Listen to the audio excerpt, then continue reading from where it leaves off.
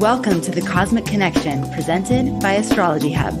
I'm your host, Amanda Walsh, founder of Astrology Hub, here with Master Astrologer Rick Merlin Levine.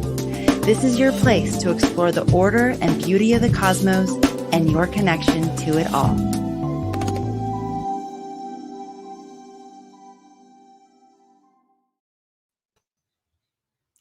Well, welcome everybody. It's so great to be here with all of you, and I'm thrilled to be here with Rick Merlin Levine, and we're going to be diving into the February forecast. And I'm thrilled to be here with Amanda Walsh. I mean, what a lucky guy I am. You know, when I was preparing for this today, I was like, God, February already? Like, it seems like January just started. And I don't know about all of you, but it seems like I've been in like the beginning of the year. Yeah, I'm still adjusting to the 90s being gone. Perfect. All right. Well, the theme that we explored last month for January was the beginning is here. I know we're now going to be talking about how the tides are shifting a bit, and you're saying that this will be somewhat of a kinder and gentler energy moving forward in February. But don't dive in, don't go there yet. Before we do that, I wanted to give you an opportunity to talk about your upcoming event that everybody is invited to. Oh, well, everybody who's in the Los Angeles area, although I think they're going to be doing some virtual broadcasting at the event also. The Conscious Life Expo has been going on in LA for years. It's a huge event with a few hundred exhibitors and a couple over 100 speakers. And they've wanted for years to get an astrology track going, but it's always been a bit marginalized. And so, it's the regular, past life regression and past lives and crystals and growth potential and yoga and alternate history and UFOs and all these fascinating things.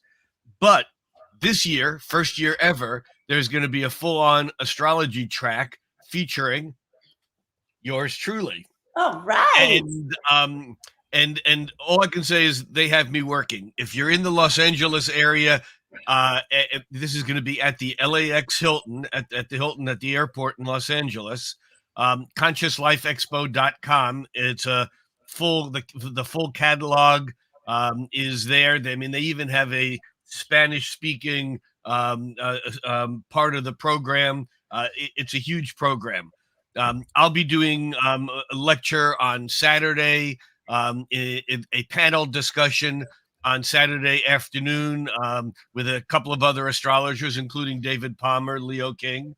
On Saturday evening, they're going to be doing a screening of the first episode of Changing of the Gods.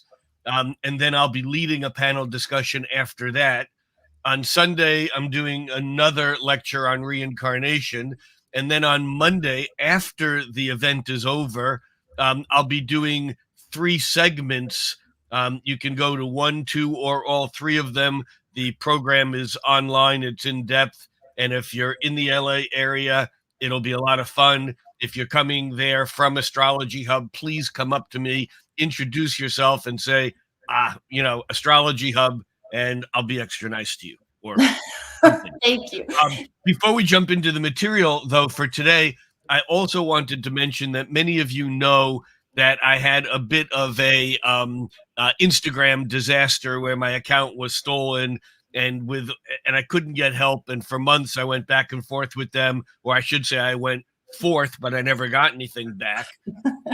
And eventually I just walked away from well over 20,000 followers. And I started a brand new account with the same old name because that name was free again. And so this is Rick Levine Astrologer. And at that site or at that account, I write what some people call a daily horoscope. I've decided to change it because it's not really a horoscope. What it is it's a short astrological muse. It's a short astrological wandering or just some sort of reflection, maybe the better way of saying it. And it's every day, 7 days a week. and it's at Rick Levine Astrologer. And because my following right now is so low, I implore everyone, come and make me feel better. Follow me. And that's Oh, follow Rick. Yes, we will. So, Rick, will it be obvious the difference between the one that was hacked the and one the that's new hacked one? is not there anymore. You It's gone. can't find it. It's not going Okay. to be around. It's not. Yeah, it's just Rick Levine Astrologer. There is a video on it that's like a permanent, real story, whatever you call it. That's Mhm. me basically saying, "It's me." So Perfect. there's no question about it. It's Rick Levine Astrologer. I use Rick Levine Astrologer also for my Facebook and for other things. So it just works. Okay, go follow Rick on Instagram right Listen now. to what Amanda says. Do If everything she says. if you're on Instagram, just go do it. It'll take 2 seconds, and then you're gonna get his daily astrological musings, which I love to tune into. I love Yeah, whatever. it's a combination. If you don't have time, it's just a graphic with like 2 or 3 words that just, it just is takes no reading at all. But if you want to do the deeper dive every day, they run a couple hundred words long, and yeah, and And they're they're super fun. helpful.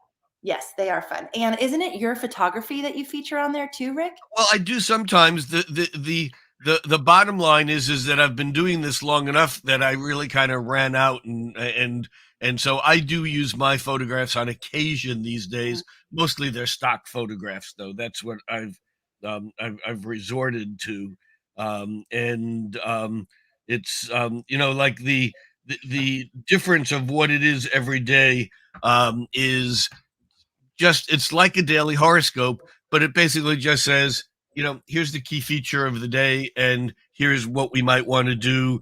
I try always to take whatever the energy is, whether it's positive or negative, and give people something practical that they can bite into and use in their life. And then the other thing is every day I have a quote. And I end every day's column with a quote that's relevant to what was going on, and there are many people who say they follow me just to read the quotes. So, There's some great quotes on there. Okay, so everybody's doing that now. And I also have one more announcement before we dive into February. We're going to get there, I promise. We have a wait list open for a new course that we're doing with Christopher Renstrom, astrologer and historian Christopher Renstrom. Many of you know him and love him. The course is based on his book, The Cosmic Calendar, and it's going to be an opportunity for you to learn from Christopher directly and take the content from that course and practically apply it to your life, which is basically taking your chart and the astrology and then mapping your year. So, when is the best time to launch that business? When is the best time for you personally to get married, to finally finish your book, move, whatever those things that you're deciding about your life and you're looking at the year ahead, you're going to be able to use your chart and then the actual astrology, the transits, and map the right timing for you. So this is happening in March. We're timing the course with the beginning of the astrological new year, which is the new moon, the Aries new moon. But you can get on the wait list right now. So registration isn't open yet, but I just want to let you know that it is coming, and you can get on the wait list at astrologyhub.com/cosmic waitlist. I Astrology. had a I had a fantastic coffee and cup of soup with Christopher when I was in Salt Lake City last Recently. month. Yeah, recent Nice. last month on my great East Coast trip. On my way home, I was in Salt Lake City, and so we got together for a light afternoon. It was less about the meal than it was just to connect. So it was Oh, fun. yeah. It would be really fun to have you and Christopher on something at some point together. Anytime. I, Yeah. I I really adore Christopher's work, and he is just he's so knowledgeable about certain slices of things that it's just like I'm in awe of what he knows. Yes, exactly. All right. Well, that's all coming up soon. And let's go into February now, Rick. So we had, again, the beginning of the year. Your first theme of the year was the beginning is here, which we had a chuckle about, I remember. And now you're saying that the theme for February is kinder and gentler. So walk Yeah, us through. when you asked me, I actually wanted to say it's still beginning. The It's beginning still is beginning. still here. It feels like that. I mean, it feels like this prolonged beginning. Yeah, but there is less turbulence right now. There's some stuff coming up. I mean, there's some rocky times. We're far from done with whatever the last 2 years, were, um, and and I think that the end of January, which we could say is very, very, very early February, where we end January with a new moon in Aquarius. Um, that's not a terribly easy new moon. The full moon, which is in mid March, the full moon I think is a lot easier. It's not a disastrous full moon. I think that's on February 16th. I think I said March before. You did, yeah.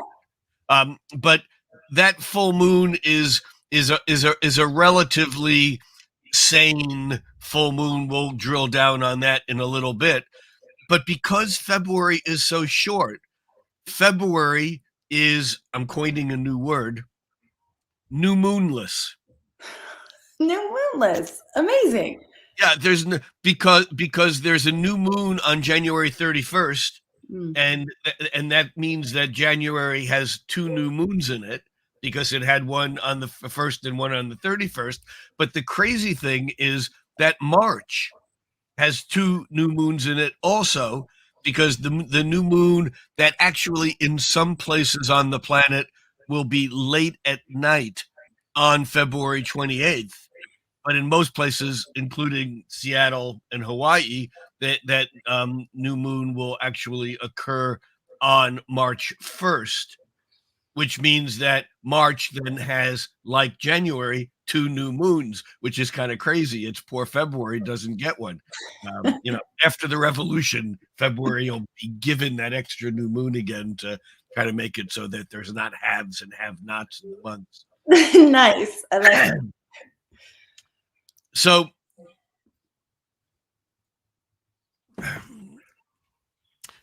the beginning of February really starts off with this new moon that is the end of January.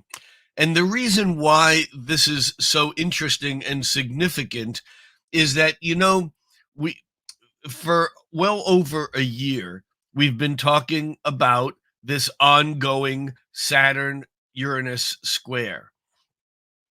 Well, the Saturn Uranus square technically is over. Remember, that was exact 0-degree orb. It was exactly a 90-degree aspect on Christmas Eve or Christmas Eve, depending on where you are on the planet. That's done.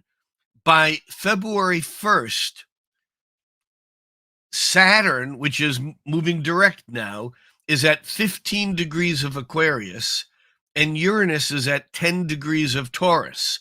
What that means is that Aquarius to Taurus, still in square, but now their separation from exact, their orb, is 5 degrees.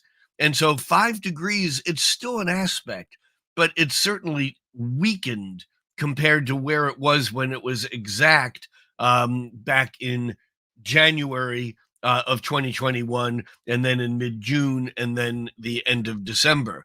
And so what's important, though, is that the new moon that happens on January 31st, and therefore on February 1st, the month opens with the sun and the moon still in Aquarius, the sun in Aquarius, but the moon, having been a new moon the day before, is also still in Aquarius. And Saturn is right in the middle between the sun and the moon. And so what we have is, because Uranus is at 10 degrees, that's 5 degrees lower than the 15 degrees of Saturn, the moon and the sun both square Uranus first, and then they each conjoin Saturn. And so what we're getting is the reverse. I talked about this last month a little bit, about how last year, because Uranus was at a higher degree, Saturn was at the lower degree, we were basically having to get real, pull in, bump up against resistance, and then Uranus would come and it would go breakthrough. And now it's happening in the other way, and it's going to be interesting to see how this unfolds. And the first chance we get to see this unfolding is at this new moon, because the moon, about 4 hours prior to the new moon, the moon is square Uranus. This is like exciting breakthrough, something happening, destabilization. We may see that in these last days of January. We're recording this at the end of January. So what'll happen, though, is that after the new moon, just a few hours after the moon will catch up to Saturn, and then we'll have some resistance. We'll have to make it real. We'll have to pull in. And then a few days later, the sun will catch up with Saturn, and that occurs on February 4th. And so the sun's alignment with Saturn is something real, something solid, something stable comes out of all of the craziness. It'll be interesting to see what that is, whether it's some sort of political agreement or whether things, right now it feels like several things on different fronts have fallen apart. Whether it's the U.S. dealing with, or the Western Europe and U.S. is dealing with Ukraine, or so many other things. It's just that we might get some solidity out of this by somewhere around the 4th. Now, the other thing that is interesting here. So let me recap very quickly, because this will come up again later in the month. We have the sun squaring Uranus on February. Let's see if I can tell you that date exactly. I'm sorry, on January 30th, the day before the new moon. And then we have the sun conjoining, catching up with Saturn on February 4th. It's now the difference between January 30th and February 4th, that's like 5 or 6 days of difference. Whereas back toward the end of last year, those things were hitting Saturn and Uranus within a few hours of each other because they were so close, exact to being square. So that's the first thing. The second thing is that we are in the midst of a retrograde direct shuffle, that we've had Venus retrograde all last month, all of January, pretty much. And it actually turned direct on January 29th. Venus turns direct. Mercury turns direct on February 3rd. So within a week, the last two holdouts, remember last autumn in the northern hemisphere, we had, going from the slowest moving planet inward, we had Pluto retrograde, Neptune retrograde, Uranus retrograde, Saturn retrograde, Jupiter retrograde. All the heavyweights were retrograde, and one by one they turned direct. Remember, the outer planets go retrograde 4 or 5 months a year, way more than, let's say, Mercury, which goes retrograde 3 times a year, but it only does it for 3 weeks each time. So it's only like 2.5 months of a Mercury retrograde every year. Venus even less often, because its retrograde lasts about 40 days. And it does that once, not quite every other year. But the point is that Venus has already turned direct by February 1st, and Mercury is barely moving. So Venus and Mercury both having changed or will be changing from retrograde to direct, and the fact that then for the rest of most of February, they will be going through places in the sky where they've already been, meaning what we call the shadow, meaning the planets come through an area of sky, they retrograde back over a certain area, which they've already done, And then when they turn direct, they go over that area a third and final time. This is why we say 3 strikes and you're out. Yeah, I know it comes from baseball, but the idea in astrology is that often things happen in threes because all the real planets, meaning Mercury, Venus, Mars, Jupiter, Saturn, Uranus, Neptune, Pluto, Eris, Chiron, all the non-satellites, all the that not the moon and not the sun, they all go retrograde. And if they go retrograde, they're at some point in time going to conjoin the microphone, and then they're going to make a second conjunction with it as they go backward, and then a third conjunction as they go forward. And this rhythm of having 3 times to get something right is very important in astrology. Some people, like with a Saturn return, they might have the Saturn return happen 3 times, first direct, then retrograde, and then direct again. And sometimes I've heard people go, "Oh no, my Saturn return is stretched over 9 months because I'm getting it direct, retrograde, and direct." And someone else says, "Yeah, well, I got it lucky because I only had it once." Well, it might be just the opposite. And I want to say that because we have this phenomenon kicking right now. And when I say just the opposite, I mean that when a planet goes over a point, retrogrades over that point again, and then goes direct, it's not like we get something awful happening 3 times. It's like we get more time to deal with whatever the transition or change of phase actually is. So that first time is like a warning. We might respond to it. We might do a lot of work. The second time on the retrograde may be a lot easier if we actually have done the work. Otherwise, it's like a wake-up call saying, hey, you haven't done this yet. And then on the third and final time through, if we've been in denial or sleeping through the whole thing, it can be really tough. However, if we've done the work, sometimes that third and final time is just like a confirmation of like, yep, you're through this point. So as these planets turn direct, they're actually going to, each of them, make a third and final conjunction with Pluto. That was the microphone, because the sun last month came across the microphone, Pluto, and then Mercury did, and Venus actually did first back in December, and then they all turned retrograde, and now we have this month, we have Mercury having just lined up with Pluto direct. I'm sorry, having just lined up with Pluto retrograde. Mercury is now switched direction or wheel on the third, and Mercury will line up exactly with Pluto the third and final time on February 11th. And in fact, Venus, which is slower moving than Mercury, will line up with Pluto that third and final time, but not until March. And so the weight of these planets going over Pluto again and again and again, and I should say in March at the new moon at the beginning of March, not only is Venus lining up with Pluto, but Mars, which has moved into Capricorn, Pluto's in Capricorn, Mars is also there. And so we have a tremendous powerhouse of the start to March, which we'll save for next month's talk.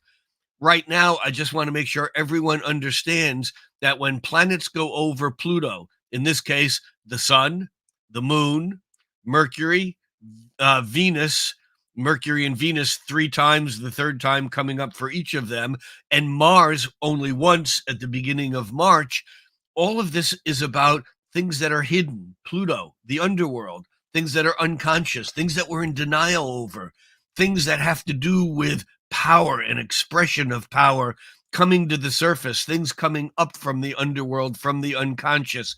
The phoenix, which is one of the archetypal representations of Pluto, is a magical bird that is born from the ashes of the runes of destruction. It has to burn down for the phoenix to actually rise. And that phoenix is a symbol of reincarnation, which happens after disincarnation. or reconstruction, which happens after deconstruction. That's Pluto's job. And so we're in the midst of this period of time as Pluto is approaching the end of Capricorn and has for a decade been in this role of deconstruction. We're now perhaps getting some inklings of how this mess might come back together. Still a little premature, but we're around the bend. Okay, Rick, question for you. So we're going to be having the third pass over Pluto Of for Mercury and Venus. Mercury and Venus. Okay, so in your analogy of the Phoenix rising, would this be the period where we feel that rising because it's the third time? So we have like the breakdown, the transformation, and then the rising. Yes? Yeah, I say yes, but time is relative, and there are those people who have done enough work that they might have gotten that rebirthing beginning already, and this is then just a confirmation of it. But what you said in theory is true. The third and final is like the finality on it. But even though Mercury sweeps past Pluto the first week, what did I say, on February 11th, and Venus sweeps past Pluto the third and final time the first week of March, Mars, which has not been in this mix, Mars having just moved into Capricorn, Mars in traditional astrology is dignified in Capricorn. It's said to be exalted. When Mars is not at home in Aries, Mars's favorite place to be is in Capricorn. Why? Because it finishes what it starts. And so with this conjunction at the new moon coming up, I'm sorry, yeah, at the new moon coming up in March, we have Mars and Venus conjoining Pluto, and stuff that has not come out is coming out. Things that are hidden power struggles. This is a power struggle. Pluto is a struggle for dominance because Pluto can be ruthless. It's unstoppable. It's that life tide that pushes us through birth and death in a process that, regardless of what we do, that life tide is going to flow in its own way. It cannot be stopped. I think of Pluto as like the beginning of a nuclear reaction. Once it's started, you can't stop it halfway. Once lightning begins to strike, you can't stop it. It's going to play through. And so we're seeing this right now playing through this way. And incidentally, next January, February, March, there'll be the last round of that playing through because Pluto will be at the very, very, very end of Capricorn, just about ready to move into Aquarius.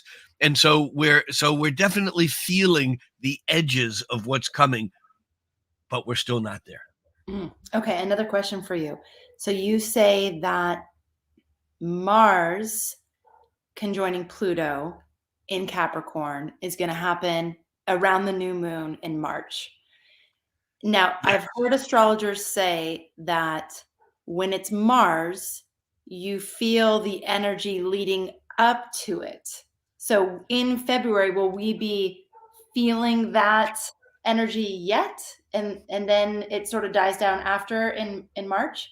Yes, I remember back in December of, I think it must have been 2018, when Saturn first moved into Capricorn. I was going around telling everyone Saturn only has one thing to do in Capricorn, and it's his meeting with the big guy, Pluto, that'll happen on January 12th, 2020. I would say that Mars, which entered into Capricorn just a couple days ago, that Mars only has one thing to do while it is in Capricorn, and that's his meeting of Venus and Pluto simultaneously. Because as Mars is moving forward, Mars moves kind of similar speed, a little bit slower, but a similar speed to Venus, and especially because Venus is going so slow right now because it's still coming out of this retrograde. But what's interesting is that Venus and Mars, the cosmic lovers, the archetype for creation and procreation. Venus and Mars come together while they're lined up with Pluto, which intensifies, deepens, gives power, volatility, and an incredible dynamic. And so, yes, all of February is like, in some ways, in preparation for the Pisces new moon, which actually occurs on March 2nd, Hmm. and it's a very intense new moon because we have Venus, Mars, and Pluto in Capricorn. We also have a conjunction of Mercury, which is direct, Mercury and Saturn in Aquarius, an exact conjunction on the day of the new moon, and the new moon in Pisces is conjunct Jupiter. Now, let me just break that down into English just in a sentence. And that is, we have this Capricorn deconstruction stuff happening and stuff coming out that no one ever knew, or that we knew but we couldn't say out loud. It's like coming out of a decade or two where no one said the word cancer. I don't mean the sign cancer, but if someone had cancer, it was just they had a long illness, because it was such a horrific word that you couldn't say it out loud. That's Pluto. And now Pluto's coming out into the open with these direct planets moving across it. At the same time, we have the Mercury conjunct coming into conjunction with Saturn, which again, we're going to feel as soon as Mercury, now back in Capricorn, as soon as when Mercury moves direct, Mercury actually will change signs and um, um, moves into Aquarius on Valentine's Day, on February 14th. That's an interesting thing. We might have more to say that on that in a little bit. But Mercury and Saturn together is authority. It's holding back. It's needing to deal with the truth, needing to change our minds if we're wrong about something. That Mercury Saturn conjunction is very constrictive. And then we have the new moon in Pisces that is not only conjunct Jupiter, but Neptune is there, and they're all moving toward Neptune, as is Jupiter moving toward Neptune. It doesn't get there until mid-April, but this is a 1 in 14 year expansiveness, dreams, imagination. Neptune become our opportunity. And so all of this is part of that process. But in February, we're getting the feeling that there's something, that we're building to something. We're not there yet.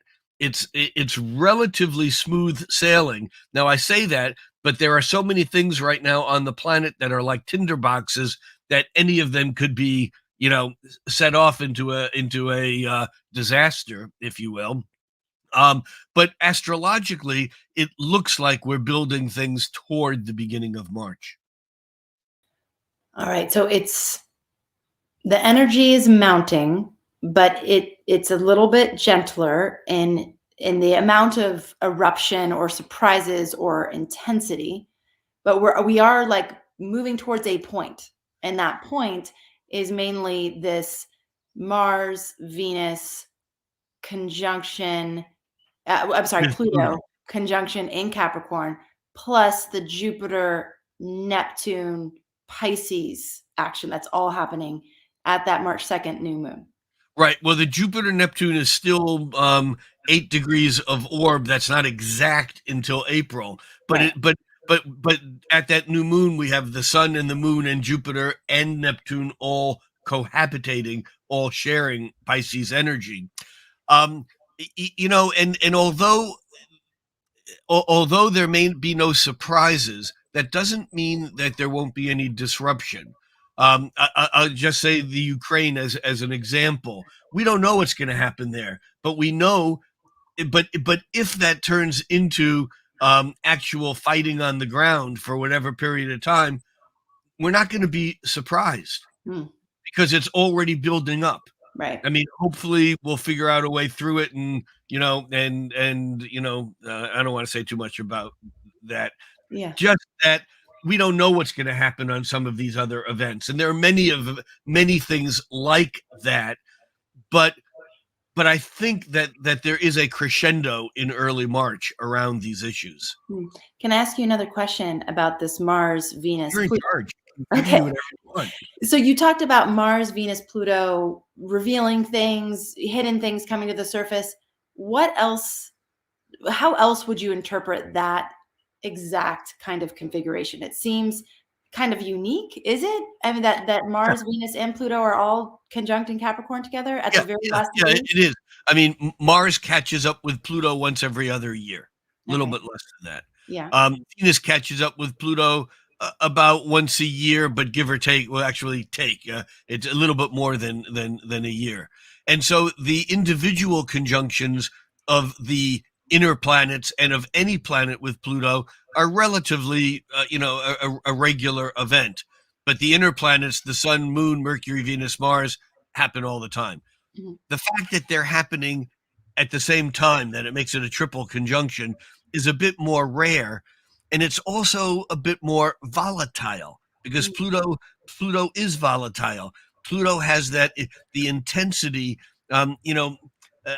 It's like things under pressure, underground. Pluto is underground.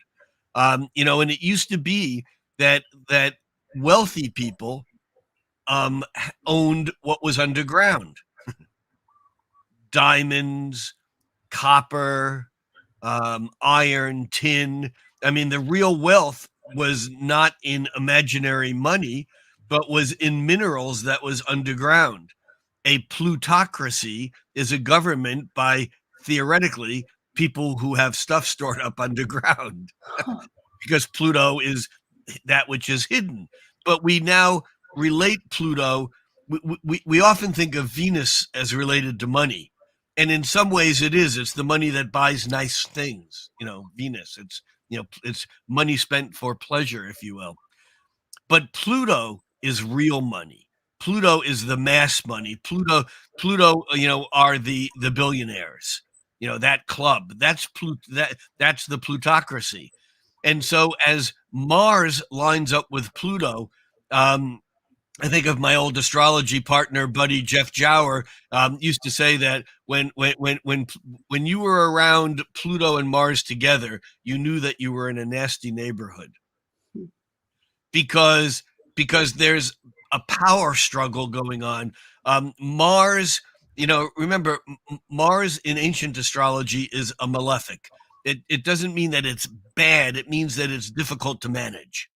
Saturn is a malefic. We have Mercury lined up with Saturn, or coming toward that by the end of February, beginning of March, and that Mars lining up with Pluto with Venus there. Venus theoretically should sweeten it, but what it really does is it intensifies our values that are going into the cauldron, where they're being under pressure, under heat and pressure. They're basically being forged into something new. You think of an alloy like bronze. Bronze is made up of copper and tin. But once you melt copper and tin together, when it cools, you can't melt it again and separate out the copper from the tin. The alloy hardens into something that's very different. And I think that when Venus, the planet of values, and Mars, the planet of aggression and assertion, as they line up with Pluto, I think we're going to see out in the open some power struggles that we've already seen. They're already unfolding, but things are going to become, I think, more visible as that which was unseen, Pluto, becomes seen. And yes, I think that with Mars, often we're trigger happy, and I don't mean that with well, it can be, but I don't mean it with respect to weaponry or guns. I mean that we're impulsive, we're ready to react before it happens. However, Pluto is the icy, cold, deep, emotionalist. It's hard to say it's emotionalist because it's also the most passionate, but it can hold that cold spot as long as it needs to, because of some emotion.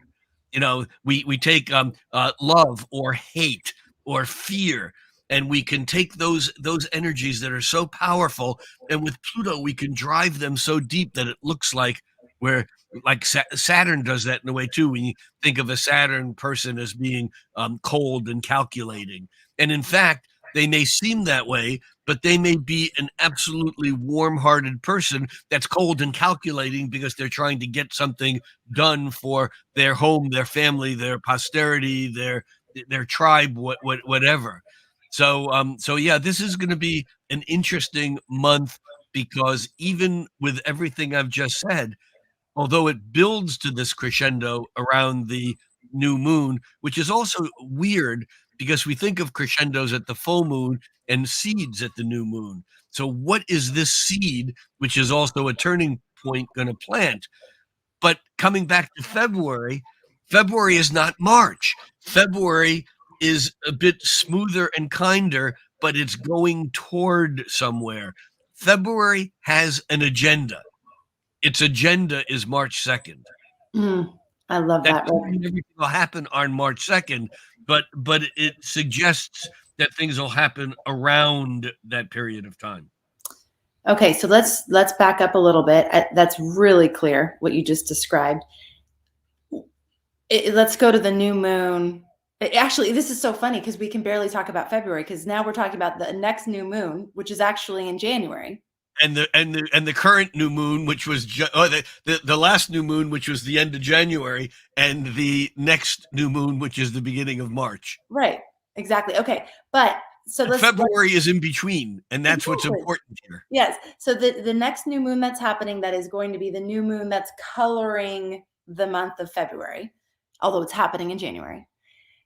Someone asked a question. I didn't note the name, but if we work with the new moon and we're setting intentions, do you have any guidance for the kinds of things that we can be planting seeds for?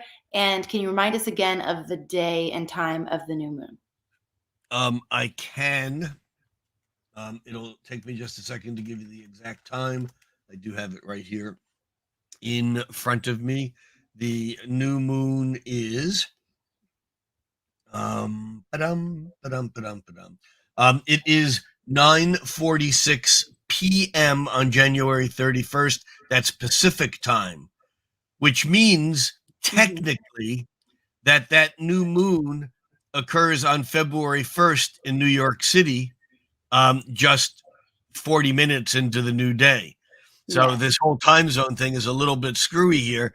It's why we're talking about the old new moon, even though for you in Hawaii and for me in Seattle, that new moon occurs on the evening or night of January 31st. It kind of falls over into the following day. For our friends in Europe, they also get it on February 1st rather than January 31st. But yes, that new moon will set the tone for the fortnight, for the 2 weeks ahead as it grows into the full moon. And this new moon is conjunct Saturn. It has just squared Uranus. So there's instability coming into it. But by the time we get through it, and we are talking here prior to this new moon. So even though, because this is a February report and we're talking about January being in the past, we haven't experienced this new moon yet. But one can imagine that there will be some stability, some immovability, something that will endure. It might be as simple as two sides in a potential military incursion that just stand off and go, this is immovable. That would be a sun and moon, a lunation new moon running into the wall of Saturn. I'm not saying that'll happen. I'm just saying that's a possibility. It also could be in some ways, because it's following the square to Uranus, there could be some breakthrough that we don't know about and some reality that see, I think of when planets line up with Saturn, it's almost like we think of rain as clouds of water that are that condense or crystallize into snow and come to Earth. Well, when planets line up with Saturn, it's like Neptune or the dreams of our and our illusions in some way crystallize, precipitate to Earth. So often when we have planets that line up with Saturn, something quote unquote real occurs. Now, it's tricky because it doesn't mean that what happens in the imagination is unreal. But when something happens in the three-dimensional world, then we know it's real. And so I think that going into February, we're getting a taste of this reality. And yet it's not at all a final dance.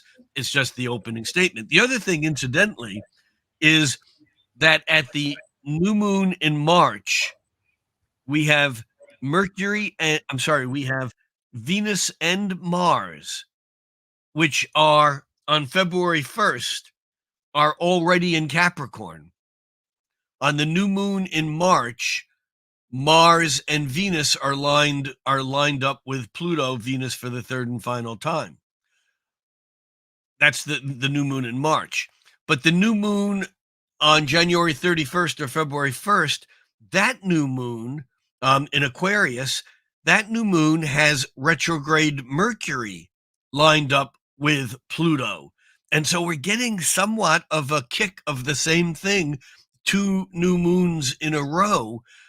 This one intellectually, this one Mercury, this one information, whereas the Venus and Mars by March is less about data or information than it is about how this is affecting people's values, how it's affecting their pocketbooks, how it's affecting where they're going in life and what they're doing. And it becomes more, what's the right word, visceral. It becomes more palpable, more in the three-dimensional world. So it's interesting. There's definitely continuity between the new moon at the beginning and end, or really at just before the beginning and just after the end of February. But it does set the tone. So would you say, in terms of this Saturn influence, that if someone was setting personal intentions for this new moon coming up on January 31st / February 1st, that creating a structure around their values and or grounding their values, making them real, and or putting something that requires discipline into their intentions, would those be some good guiding principles for that?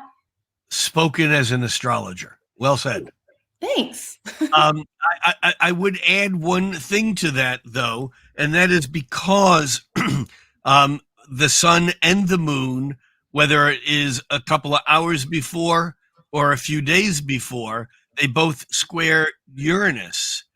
That going into this, we can have a bit more wilder, more unconventional ideas about what we want to do. And yet at the moment of the new moon and the days after, until the sun joins Saturn on February 4th, that it's almost like we have to take all the everythings that we want to do and pare it back. It may be that we see in Congress, for example, in the United States, there's so many big things on the table that for political reasons, nothing's going to happen with. They're stuck. We may see pieces of them all of a sudden come out and get passed through as that Saturn says, make this real. But it has to pull back from the Uranus crazy everything idealistic. It's not just idealistic, it's the potential of anything is possible with Uranus. And so what you said is true, but there's also, I think it's helpful if we are setting intentions to consciously say, this is what I want, but this is what I'm going to focus on. And that this is what I'm going to focus on is a subset of what I want. Because if you go for everything that's the Uranus, it's going to have to eventually meet up with Saturn. Perfect. So big picture. Remember, in March, some of this will happen in February, where Mercury moves into Aquarius and lines up with the Sun. Lines up with Saturn in Aquarius. And then Venus will line up with Saturn in Aquarius. And then Mars will line up with Saturn in Aquarius. So this is all around the bend. And so it's almost like if we do Saturn's work in advance, rather than waiting to hit that wall because we're out of control, we're better off accomplishing something real that's less than not accomplishing anything at all because we've gone off the road. Ooh, I love this. So this foresight of all this Saturn action that's going to be coming in March, we can anticipate this. And so we can see the big picture and these innovative ideas and maybe wild ideas or things that you want to accomplish in your life. And we get foreshadowing of it when the sun conjoins Saturn on February 4th. The other conjunctions of Mercury, Venus, and Mars to Saturn don't happen until March and I think maybe even April. Okay, so foreshadowing in the beginning of February and keeping in mind that Saturn will be activated again a lot in March and April. So knowing that, making your intentions realistic and putting some structure and paring down or simplifying the big picture idea into manageable steps. And that's, Yes. if we focus on that throughout February, Yep. then we'll be ready for Saturn in March. We won't be blindsided like, oh God, you tried to, Let's you say bit off we'll be way more more. than you can chew. Let's say we'll be more ready More ready. rather than we'll be ready. Yeah. More ready. There you go. Okay. So anything else about February that we should have our Oh, eyes on? yeah, there's a few dates that stand out with strong occurrences. um, on February 4th, we already talked about how Mercury turns direct on the 3rd, and that the Sun catches up with Saturn on the 4th. But also on the 4th, Mars makes a sextile with Jupiter. So as the Sun is restrained by Saturn, Mars and Jupiter are giving us some sense of enthusiasm, some sense of going ahead, some sense of confidence, which may be false confidence, which certainly doesn't have to be good, even though it's a sextile. It could feed this idea that if we hold this position, everything's going to work out, when the fact is that perhaps we should be, negotiating. On February 8th, we have a trine from Mars moving through Capricorn, making a trine with Uranus. I like this, but it doesn't necessarily mean it'll be smooth and easy. Mars makes a trine to Uranus, and it actually makes a square to Chiron the couple days before. And so here is some disruption where we have to deal with either physical limitations or something from the past that is stopping us from getting to where we want to get to. And then by the 8th, when Mars makes that trine to Uranus, there's the sense of the freedom to be weird, to be different, to be innovative, to make those breakthroughs that I think happen with great ease around the 8th. We've already said around on the 11th is when Mercury catches up with Pluto. It's a time when we're not satisfied with surface communication. We want to go deep. We need to talk about those things that we don't normally talk about because we're afraid to, or because we think it might be disruptive. Mercury conjunct Pluto brings that stuff out into the open. And in a way, Mercury, which just retrograde conjuncted Pluto at the end of January, really never gets very far away. It only gets about 3 degrees away before it turns direct again on February 3rd. And then by the 11th is lined back up with Pluto. So that all is certainly Plutonic. Um, on February 14th, we mentioned this. Mercury leaves Capricorn for the second time because it retrograded. It moved into Aquarius and then back into Capricorn. Mercury moves back into Aquarius. Mercury likes being in Aquarius. It's quirky. It's futuristic. It's a bit dispassionate, especially with Saturn and the Sun in Aquarius already. There's that sense of intellectual, conceptual, breaking through old ideas. I think that's, and it's on Valentine's Day, so it's kind of interesting. It almost suggests that on Valentine's Day, that even if you don't have a love or a lover, that it's a good day to hang out with friends, because Mercury in Aquarius is very much oriented toward friends. Aquarius, in some way, as the sign of the 11th house, really has to do with relationships that are equal, which are friends. Often, historically at least, a romantic relationship a male and female is not equal. There's a dominant and a submissive, and of course, historically, with the patriarchy that we're coming out of, it was the male that was dominant and the female that was submissive. Part of what's going on a larger scale is that energy is changing into friendship. I mean, historically, in the early 20th, 19th, 18th century, the idea of being a friend with your husband or wife was crazy. That husband-wife relationship was something unto itself, but you wouldn't necessarily be a friend with a lover. And that has changed, and that's the Aquarius energy. And when Mercury moves into Aquarius on February 14th on Valentine's Day, it makes an interesting statement. And by the way, Venus and Mars will both move into Aquarius in March.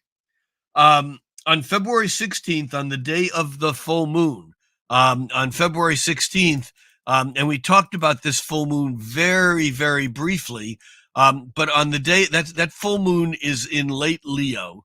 It's at 28 degrees of Leo, opposing the sun at 28 degrees of Aquarius. But on that day is the exact Venus-Mars conjunction. That Venus-Mars conjunction is about creativity. It certainly feeds the idea of love, and so even on Valentine's Day, we have that Venus and Mars close together. This is the dance between our sense of values, our sense of beauty, Venus, our sense of aesthetic perfection, and Mars. How are we going to get there? What are we going to do to make it happen? And this is really, Venus-Mars conjunctions are, in, at least from one perspective, are the most creative aspect I think that one can have. And then of course, we have that full moon on the 16th that is really the dilemma between personal love, I love you, moon in Leo, the I, me, mine part of love, the Leo part, and the Aquarius, the collective, the community, the global. And so here we struggle with a little bit of where is our place in the larger scheme of things. Another thing that happens in this period of time, exact on the 17th, but it's slow moving, is that Jupiter at 10, almost 11 degrees of Pisces is making a sextile with Uranus. This is a slower moving aspect. It pretty much is in play for most of the month, and it's opening. I don't mean it's an opening aspect. I mean the energy. The energy is an opening energy. There's that line that is sometimes attributed to Frank Zappa, and he didn't say it. Is that a mind is like a parachute? You know, it doesn't function when it's closed. And in a way, this Jupiter sextile Uranus is like, it's like an intellectual, mental aha experience where lightning strikes. That would be Uranus, the great awakener. And Jupiter is in Pisces. And so we're getting a spiritual energy here. We're getting something out of compassion. And I like this aspect a lot. And it will be exact on February 17th, but we'll be feeling it for days before and days after. On the February 18th, we have the sun that moves from Aquarius into Pisces, and it does it on the 18th in the morning. And the sun's movement into Pisces is really a shift of energy, because now we have the sun and Jupiter and Neptune in Pisces, and eventually we'll have Mercury and Venus and Mars all sweeping through that area too. And this is certainly more of an emotional, a spiritual. It can be delusional as we move closer toward the mid-April Jupiter-Neptune conjunction. This is a conjunction of hope and of potential and of possibility, but it's also a conjunction where we can take our fantasies and think everything's going to be okay when it's not. So we have to watch that line between fantasy and reality. February 23rd, we have Mars making its sextile to Neptune. Again, this feeds fantasies. This is the ability to take our physical energy, Mars, and change it based upon our imagination and the fantasy. I mean, it's a great day for a costume party. Wrong time of year, I get. Maybe wrong time of wrong year in the larger scheme of things for parties, anyhow. But that Mars sextile Neptune is about imagination, dreams. On February 23rd, which is actually a busy day, we also have Jupiter making a half square to Pluto. Now, these are subtle because they're longer lasting, but Jupiter is that opportunity, it's the potential. And Pluto is, we're back to that stuff that's really, really deep. And so I think that the agitation of a half square from Jupiter to Pluto on the 23rd, give or take a few days, can bring some things, not only bring things out into the open, but they become like balloons where we can then watch them fly and actually then be inspired by them and have them elevate us. One last thing I want to mention with just specific aspects as we get toward the end of the month is also a series of sextiles. I don't want to break them down individually, but it's again a little bit smoother energy. But on February 24th, we have Mercury, and that would be Mercury having moved into Aquarius. On the 24th, Mercury makes an exact square with Uranus. Now, we don't see it this month, but what that means is that the Uranus and Saturn are now 7 degrees apart. So their orb is widening still. And so Mercury at 11 degrees of Aquarius makes a square with Uranus. This is unstable. It's exciting. It's breakthrough. It's new. It's learning something new. But it's disruptive. Uranus is certainly disruptive. And that is on February 24th. Mercury continues to move forward. And by March 2nd, it's lined up with Saturn. We talked about that because that's the new moon. But again, we're seeing a planet lining up with Saturn after having squared Uranus. And this is bringing up the same energies that have been in play since last January, February, where we have a bifurcation of two different ways of looking at the universe, politics, disease, vaccines, so many things, where we're getting this Saturn-Uranus square, and we're getting another run on this that comes to a culmination again at the new moon in Pisces. So that pretty much takes us through the month. There's always more things, but I tried to pick out the dates that we might want to make a note in our day timer. And of course, as we move through the month, your wonderful guides for the inner circle will help detail this week by week by week. I always try to give the overview, the broad vision. It's so good. So Rick, you just brought up this the Saturn-Uranus square energy that we've been working with for at least a year, and that some of these issues that seem like we can't meet on, that they're going to be activated again, but this time with Uranus happening first and then Saturn, right? That's correct, because Saturn moves faster, and Saturn has caught up to the square. Now it's moved past it. So Uranus is at a lower degree. So that means that once a week, the moon is going to hit the degree of Uranus by conjunction, square, or opposition. And then a half a day later, it's going to hit the conjunction, square, or opposition to Saturn. In other words, these things become patterns that we almost don't notice them, because they're the same pattern that we have going on a grand scale. Now we have it going on a minuscule scale. Even the ascendant changing through all the signs once every 24 hours. That means that 4 times in 24 hours, the ascendant will conjunct, square, or oppose Uranus. And then just a few minutes later, will square, conjunct, or oppose Saturn. Wow. So it's that same thing again and again. And one last thing I want to mention here, because I don't know if I've mentioned this before. It's actually something that I don't think I really thought about in this way until I watched the 10 episodes of Changing of the Gods which is being released in February. And I know you have an interview with Rick Tarnas and a whole thing unfolding on that. But what dawned on me, and it's kind of stated in episode 10, and it's like, yeah, I knew that, but I never quite thought of it that way. And that is, back in 2012 to 2015, we had the Uranus squaring Pluto. That was the opening square from the Uranus conjoined Pluto, like a new moon, back in the mid 60s. So this is a large thing about what this 10-episode documentary is about.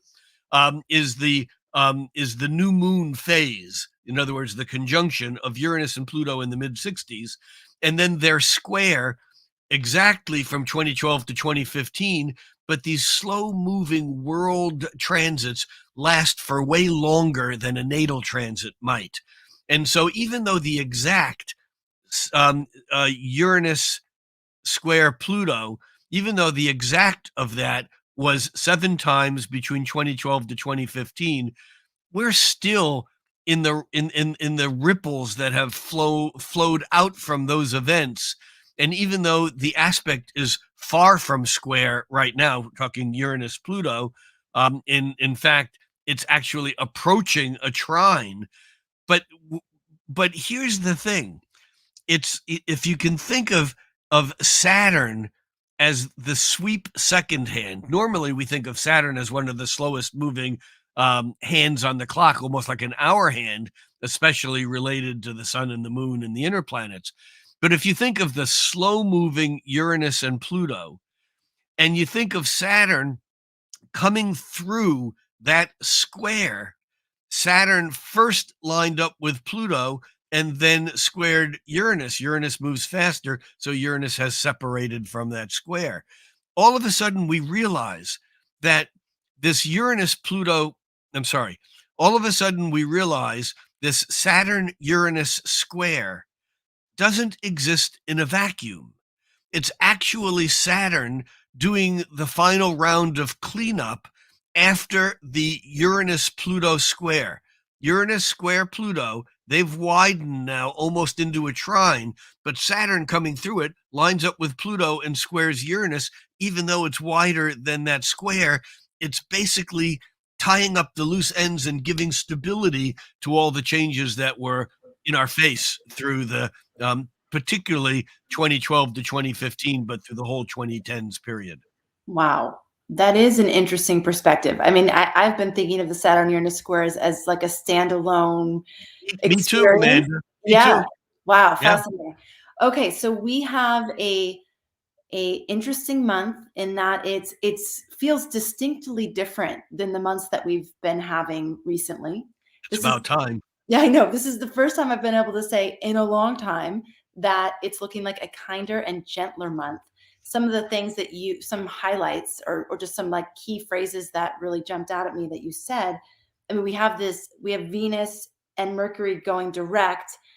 They're the final holdouts from all the planets that have been retrograde since the fall of Right, which means that for most of February, even though Venus and Mercury start off moving direct slowly, that for most of February and all of March, everything is moving direct.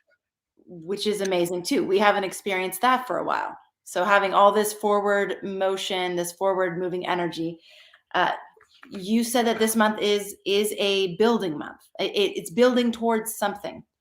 Building to a crescendo. Right, building to a crescendo. So keeping Saturnian things in mind as we're building could be a really wise way to use the astrology to format what we're doing or structure what we're doing. We're building towards something. There's also going to be this our values under pressure. And I think that you were speaking more towards what's going to happen March 2nd with Venus there. Yeah. But we're building towards that. So getting clear on what your values are and seeing that these values are getting sort of forged in the fires and good way of saying it. Potentially turned into something very new and having a very new expression of what those values are. This process of getting very clear on Yeah, your just think bronze has no properties in common with copper or tin. wow. Tin and copper are totally malleable. You mix them together and bronze becomes hardened so that it lasts. That's the importance of the Bronze Age, why it was such a big deal. It's also, incidentally, there's a 1-to-1 ratio of metals to planets, or 1-to-1 correspondence, so that the sun is gold, and the moon is silver, Mercury is mercury, Venus is copper, Mars is iron, Jupiter is tin, and Saturn is lead. Well, here's the crazy thing, is that the Romans would have never gone all the way to England and basically conquered Europe along the way and England and built all the roads through that. The reason why they went to England was they got copper, cuprous in Latin, from the island of Copper, which is Cyprus. Cyprus is Cuprous. Cyprus is the island of copper. In fact, the mythology is that Venus was born of the waves as Saturn inseminated the ocean with his sperm. As the waves washed on the shore of Cyprus, that's where Venus was born. Copper. But they couldn't get tin locally. And tin, which is ruled by Jupiter, they had to go far away, Jupiter, to get it, which is why they had to conquer England, because England has huge reserves and mines of tin. Wow.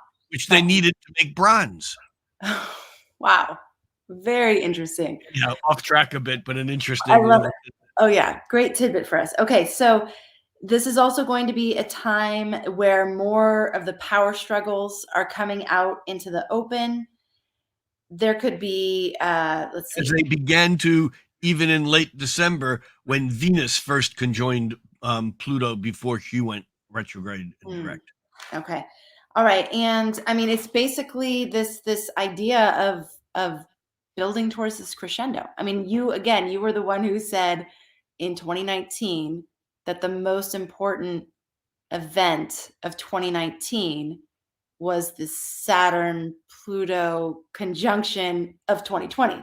I feel like you're saying something very similar right now. The most important event of February is on March 2nd. The new moon on March 2nd. So we're in that preparation mode and getting glimpses into what that could be about, and just staying focused on the things that we can do in our lives that are aligned with our values, that have some discipline and structure and like form, are important things to do. It's even worse than that. It's not only is the most important event of February on March 2nd, but the most important event at the beginning of February is actually on January 31st.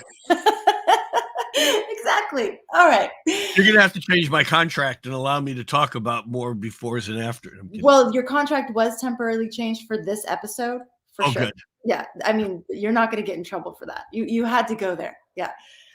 If you're new to this and you're like, what are they talking about? Rick always makes the joke that according to his contract, he can only talk about the actual month ahead, that he's not allowed to talk about the months after, which is of course not true, but we get a laugh about it every time. All right. Thanks everybody so much for being here. Rick, thank you for getting us prepared for this month. I feel like we have real practical, tangible, useful information that we can use. And I thank all of you for your enthusiasm and the support that you give each other in the chat and actually in the comments after the videos too. It's always so beautiful to see this community coming together and supporting each other and sharing in our love of astrology. So thanks for being here. Thank you so much for being a part of our community. Don't forget to sign up for Rick's Instagram. Rick Levine Astrologer, all one word. Someone was sort of confused between the things. So Rick Levine Astrologer, all one word. That's Rick Levine Astrologer, all one word. Yes. And don't forget to sign up for the waitlist for Christopher Renstrom's Cosmic Calendar course, which is coming up very, very soon here in March. Okay. Thanks, everybody. And Rick, thank you. And we will, thank you for being a part of our community. And thank you, as always, for making astrology a part of your life. We'll catch you on the next episode. Take care, everyone.